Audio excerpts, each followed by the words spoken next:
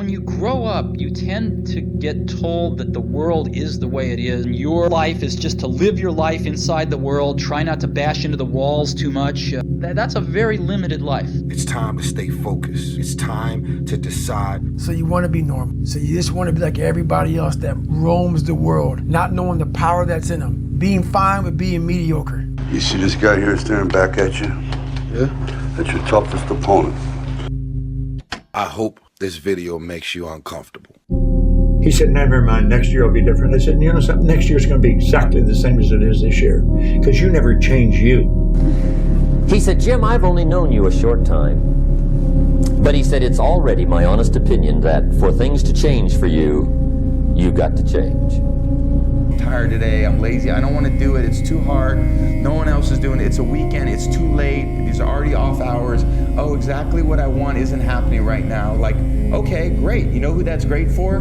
Your competition. For things to change for you, you've got to change.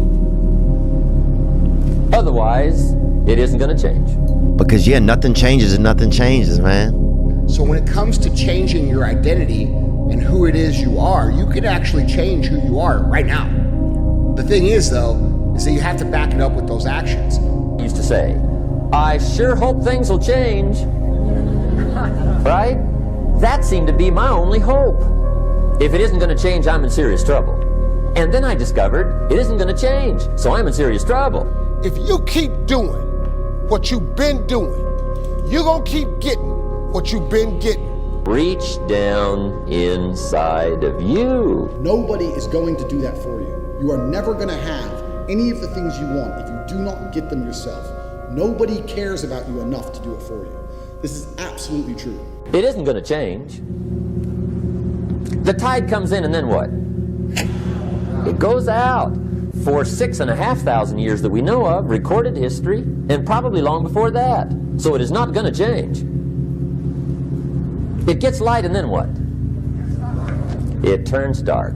6,500 years. See, it's not likely to change. No matter how much emotion and feeling you may have or how much hurt you may have, life has to go on. Life doesn't stop for anybody. You get to look yourself in the mirror and ask hard and tough questions. If you don't like how it is for you, change it. If it doesn't suit you, change it. If it doesn't please you, change it. If it isn't enough, change it. And I challenge you to do that because you can change. See, you don't ever have to be the same again after tonight, only by choice. In the end, we are our choices. Build yourself a great story. If you want to be a different person, you can be a different person today. But you have to start having the different person behavior to produce the reality. So it's very simple. It's understanding the pain that comes with perfection and the pain that comes with progress.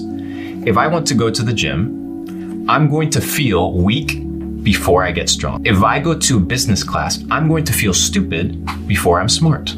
If I go hang out with wealthy people, I'll feel broke before I'm rich. You need to feel like a loser in order to be a winner. This erroneous notion that life is there and you're just going to live in it, versus embrace it, change it, improve it, make your mark upon it. We're spiritual creatures, we have an intellect, and we live in physical bodies.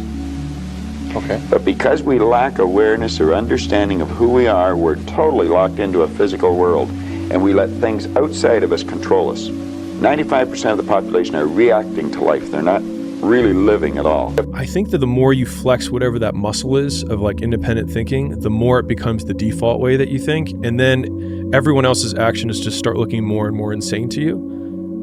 What's an example of that you can think of? The tendency to act like everybody around us.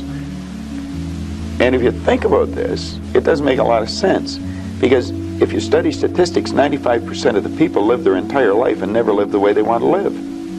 Just the most basic ones of like living the life that you don't want, not wearing what you want to wear, not dating who you want to date, not living where you want to live. Like you're living at home and you want to move and your parents say no and you don't make the move, or you're dating a girl because she's socially accepted, by your friend group, she's safe, but like there's always some distance in between you, but you're like, I don't want to risk it, right? Or like you're in the job and every day you go there and you're like, it's okay. The idea of just living an okay life just sounds so terrifying to me that the freedom to fail over and over again is still more fulfilling to me. At least it feels like it's real than walking through kind of on autopilot. So I know why you go on Instagram. I know why because you just have the time. You have the time because you don't want to put that time into bettering oneself. The only way it gets better for you is when you get better. The main purpose in life is you.